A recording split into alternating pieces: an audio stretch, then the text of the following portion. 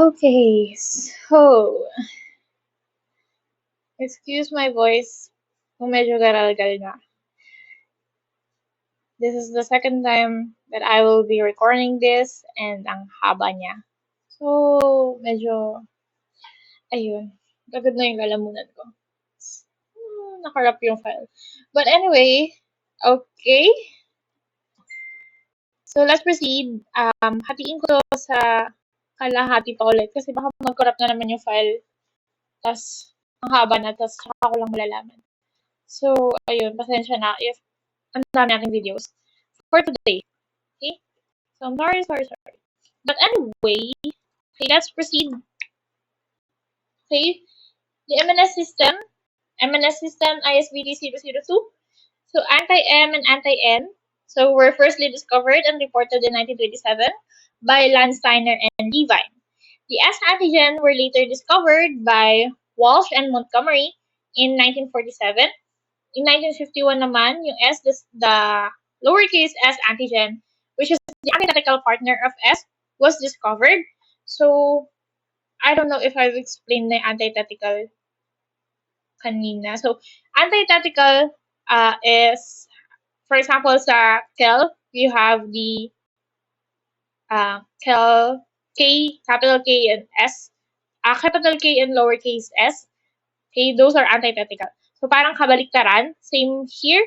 S and capital S and lowercase s antigen, they are antithetical. So, parang kabaliktaran ng isa't isa. Okay? Okay. So, in 1953 naman, so, the U antibody, which is the the U antigen, he was named by Weiner.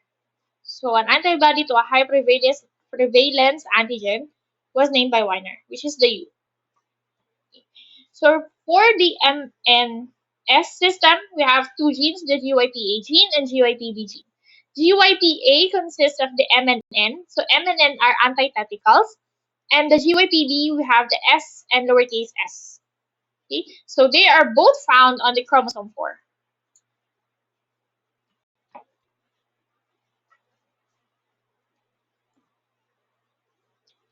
So, M and N antigens. So, they are found in a well-characterized glycoprotein called glycophorin A or GPA. So, M antigen is defined by a serine at position 1 and glycine at position 5.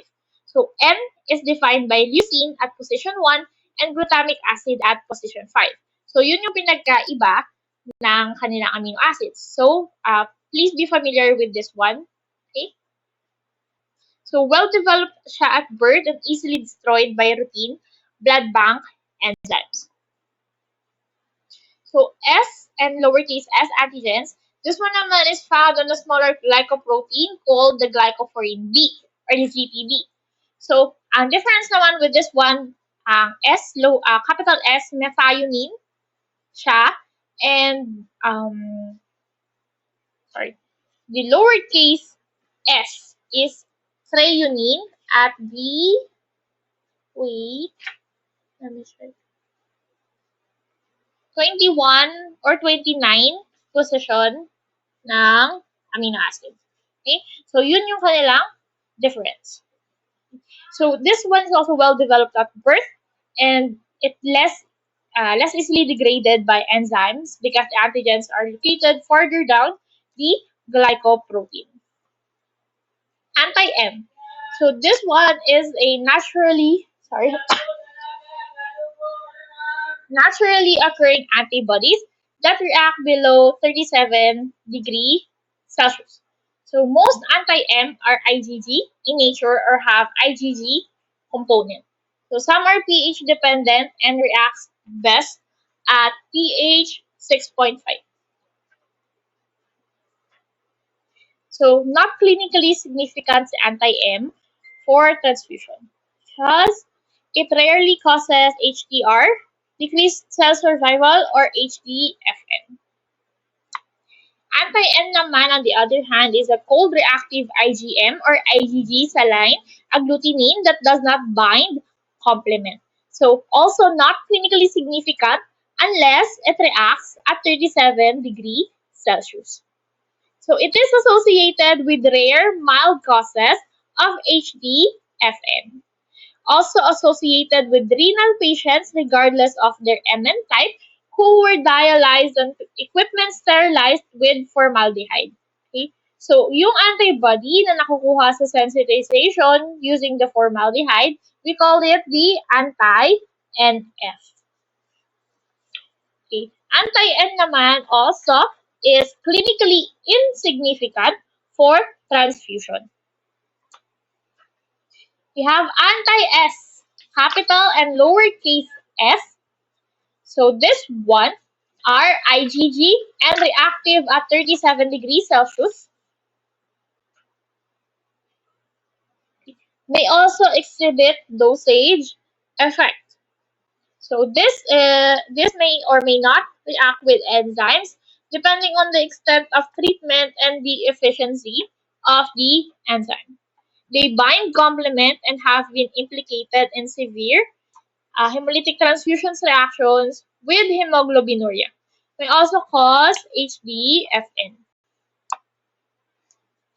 We have GPA negative and GPB deficient phenotypes. First, we have the U phenotype. Okay, so U antigen is located in GPV, very close to the RBC membrane between amino acid 33 and 39. So lack of the GPB because of partial or complete deletion of GYPB gene will result into the U phenotype.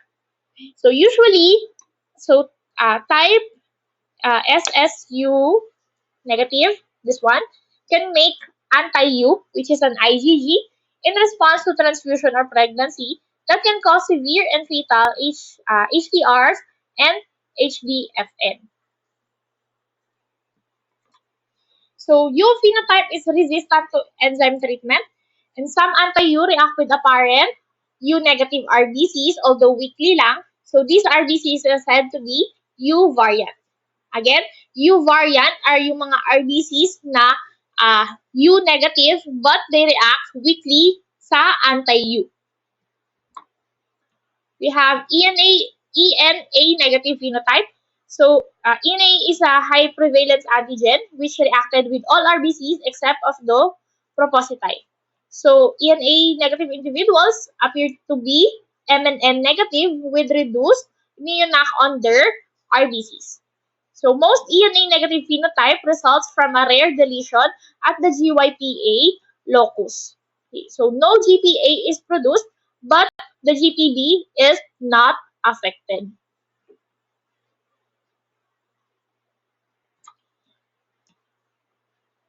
MK phenotype. Sorry. MK silent gene. Okay, which do not produce M or N. So also silent at the S locus. So yun yung MK phenotype. So this phenotype were found in Japan. Okay?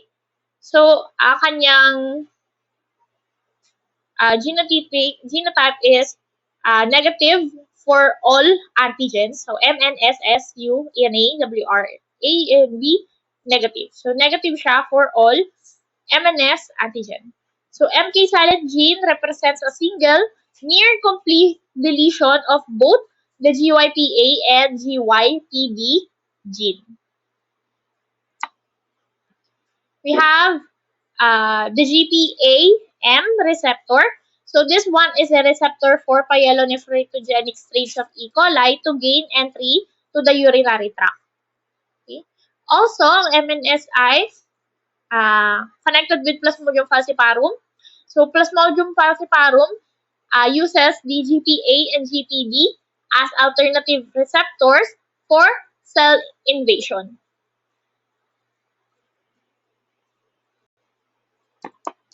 Okay. Next one is the Lutheran system. Okay, so the Lutheran system, ISBT number 005. So anti-LUA was first found in the serum of a patient with lupus erythematosus. So LU null phenotype demonstrates dominant inheritance. So mas marami ang merong LUAB negative kaysa sa may positive. So we have Lu as the system symbol.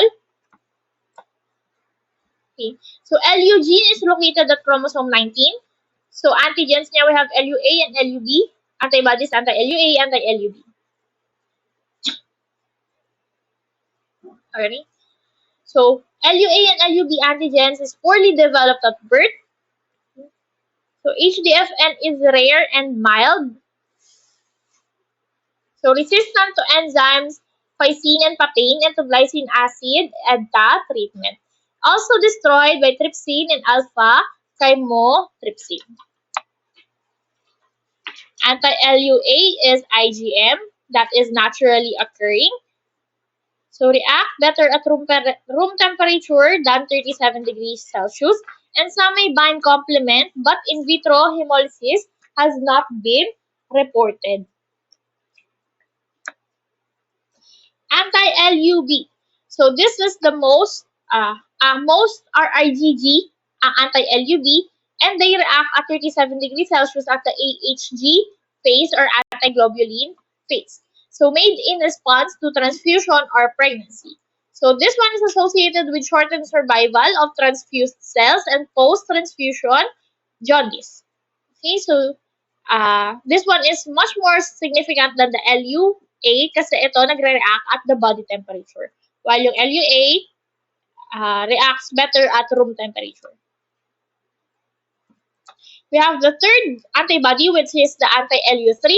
So this is a rare antibody that reacts with all RBCs except the LU null. Okay, so inseparable with anti-LUAB and recognizes a common antigen, which is the LU3, which is present whenever LUA or LUB is present. Okay, so pag merong LUA or LUB antigen, palaging merong LU3. Either of the two present, may LU3. Okay? So this one is made only by individuals with the recessive type of LU null. Okay. So we have LU null phenotypes. We have the dominant type. First, this one is expressed. Shown of Lutheran was thought to be suppressed by a rare dominant regulator gene called the INLU, which stands for inhibitor of Lutheran. So individuals with this phenotype have normal Lutheran antigens, but they do not make anti-LU3. Wala silang anti-LU3, even though meron silang LU3 antigen. Recessive type ng LU null, so results in the inheritance of two rare silent alleles, which is the LU-LU, at the Lutheran locus. So they truly lack all the Lutheran antigens and can make an inseparable anti-LUAB called the anti-LU3. We have the third one. This is the recessive X-linked inhibitor type naman. This is firstly discovered in an Australian family. So, family members with these phenotypes are male and carried a trace amount of LUB detected by absorption elution test. So, XS2 gene is a rare inhibitor that suppresses in a hemizygous state.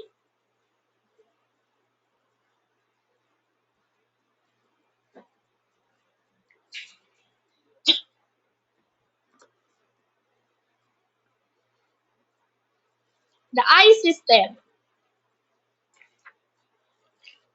Okay. I system is ISBT number 027. I antigen na malaki, capital I, is a cold agglutinin which stands for individuality. The small letter I antigen is produced by a rare gene which results to I phenotype, which is also known as the adult I. So for I and small lowercase I, these are not antithetical.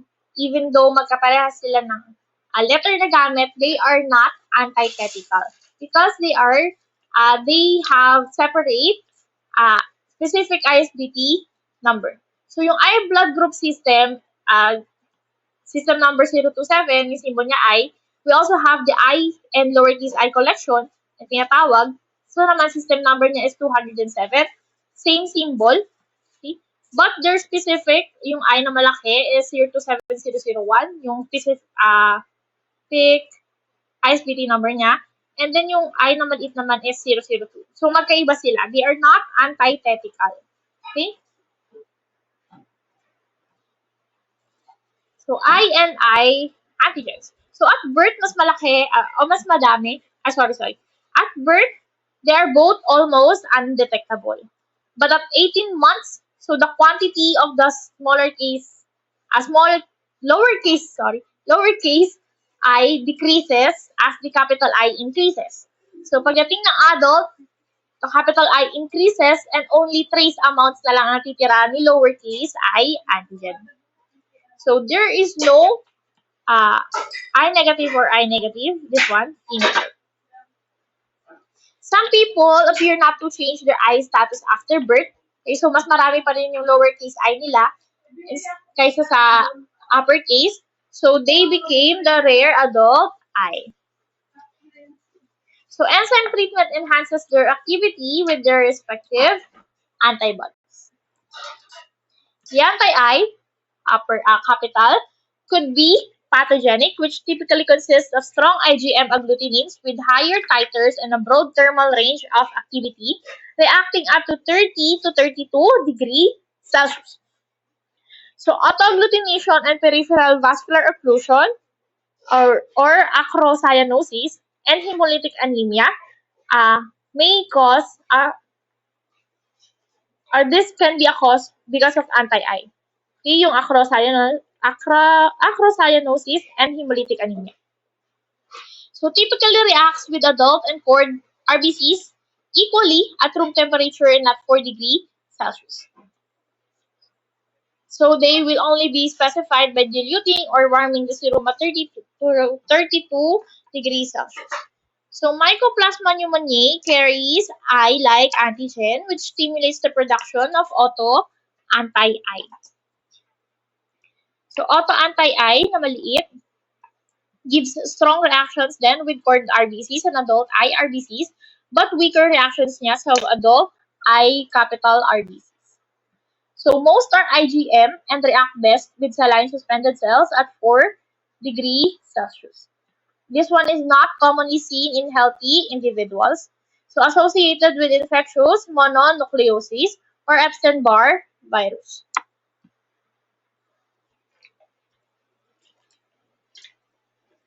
The P blood group system. P blood group is comprised of P, P1, PK, and Luc antigens. Okay, P1 PK blood group system 003, ang symbol niya is P1 PK. Sa kanya yung P1 and PK na antigens. We have the globoside 028. Okay, sa kanya yung P. And globoside collection 209. Nasa kanya naman si LKE and PXZ. P1 antigen, poorly expressed at birth and may take up to 7 years to be fully developed. So the strength varies from one individual to another and may also vary with race. So blacks have a stronger expression ng P1 antigen than that of whites. So P1 antigen deteriorates rapidly on storage. So anti-P1 is a common naturally occurring IgM in the sera of P1 individuals. So typically weak, cold reactive, saline agglutinin, optimally reactive at 4 degrees Celsius and not seen in routine testing. So some anti-P1 may react at room temperature but rarely reacts at 37 degrees Celsius. So when anti-P1 is suspected, incubating tests at room temperature or lower or pre-treating test cells with enzymes can enhance reactions to confirm their specificity. So a rare example of anti-P1 that reacts at 37 degrees Celsius can cause in vivo RBC destruction, both immediate and delayed hemolytic transfusion reactions. So HDFN is not associated with anti-P1. T1.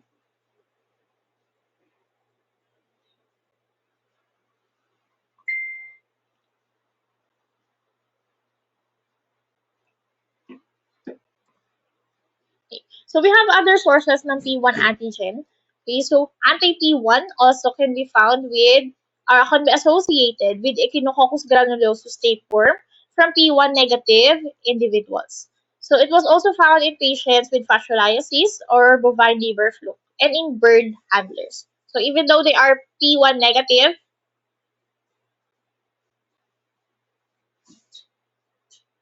ayun, P1 negative, nagpo-produce sila ng anti-T1 because of exposure to Echinococcus granulosus or kaya fascioliasis.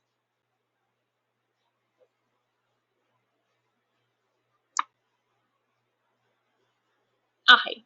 So that's it for the other major blood groups. So let's proceed with the minor blood group.